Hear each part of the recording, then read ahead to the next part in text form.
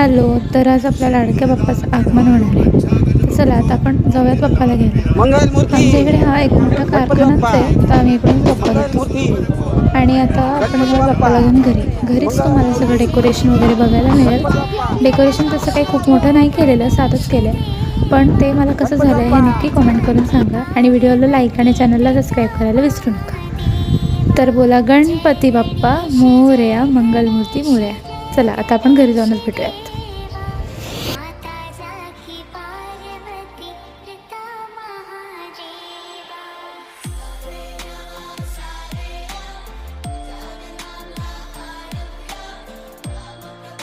मंगल मूर्ती मंगल मूर्ती